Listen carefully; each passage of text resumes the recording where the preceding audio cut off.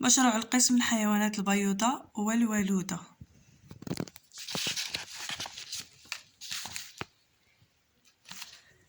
الدجاج. الحيوانات البيضاء.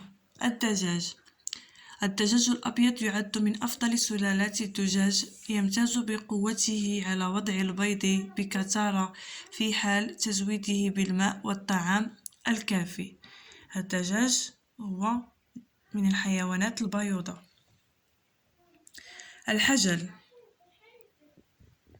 الحجل تضع أنثى الحجل بين 7 إلى 30 بيضة، وتكون أعشاشه في مناطق مفتوحة، وغالبا تعيش في الأرض. الضفدع حيوان بيض، ينتشر الضفدع في مختلف بقاع الأرض، وخاصة الأماكن التي يتواجد فيها الماء بكثرة. الأفعى.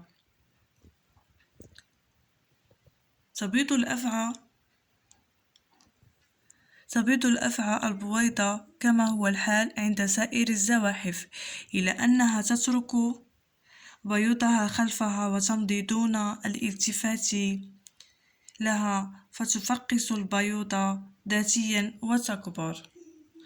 يعني أنثى ديال الأفعى كتفقس بوحدها، يعني الأفعى كتخلي البيضة ديالها وكتمشي، وهذاك البيض كيتفقس ذاتيا ويكبر.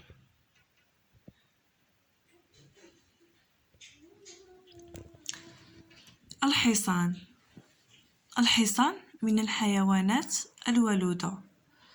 يعد الحصان من الثدييات التي تلد وتقوم بإرضاع الصغار، وهي من فصيلة الخيل.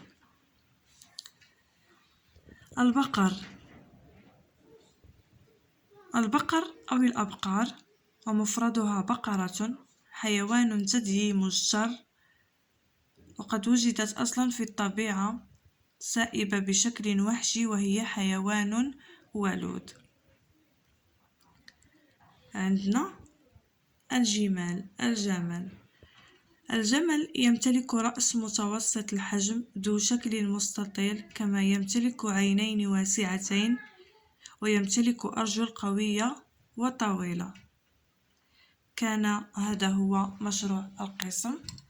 غادي نعاود نقرأ عليكم باش اللي بغى يكتب وما فهمش الكتابة يقدر يكتب. الدجاج الأبيض يعد من أفضل سلالات الدجاج، يمتاز بقوته على وضع البيض بكثرة.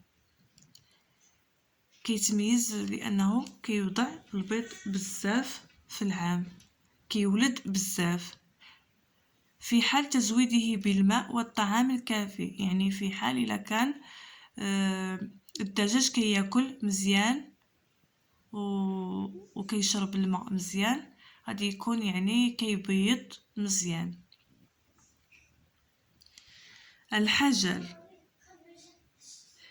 الحجل كتولد الأنثى ديال الحجل بين 7 إلى 30 بيضة،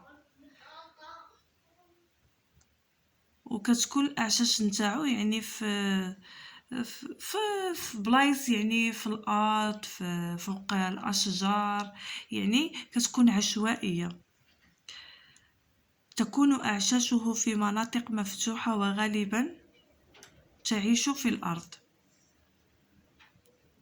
كتكون في البلايص اللي كيكونوا خاويين، وكيكون البيض ديالو مفيد جدا.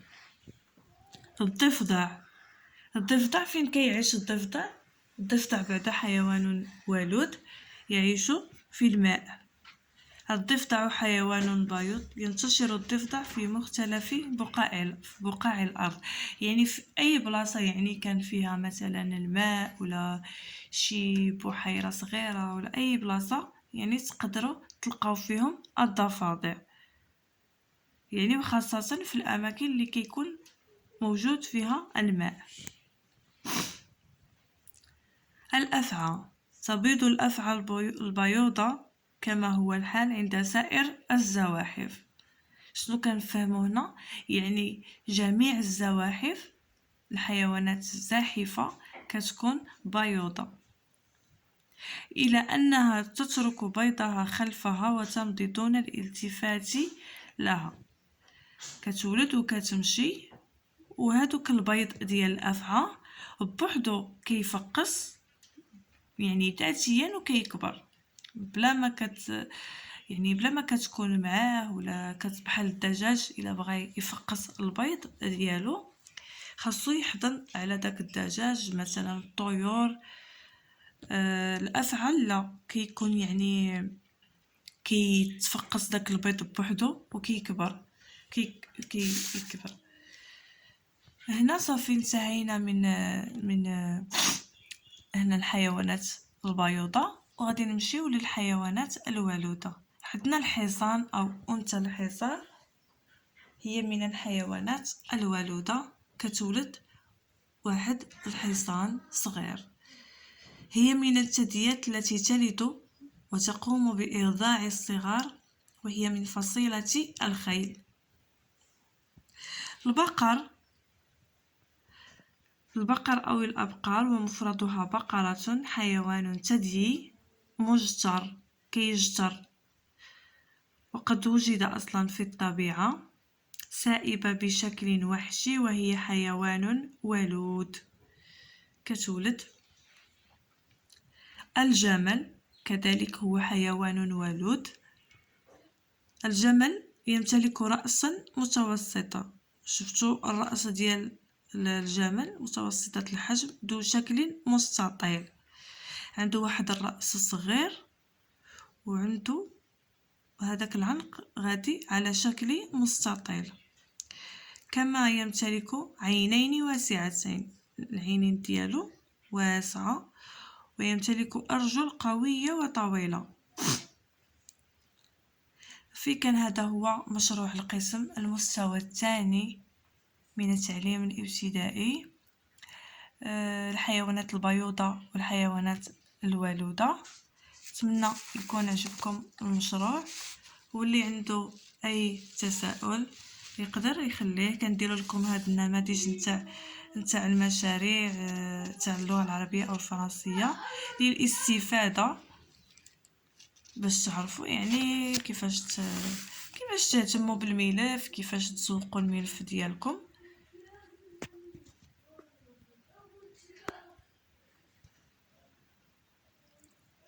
اللي عنده شي سؤال يقدر يخليه لي في صندوق في لي كومونتير. وشكرا لكم بزاف على التتبع ديالكم للقناه، وكنشكركم. الى عجبكم لا فيديو تقدروا ديروا جيم واشتراك في القناه باش يوصلكم كل جديد.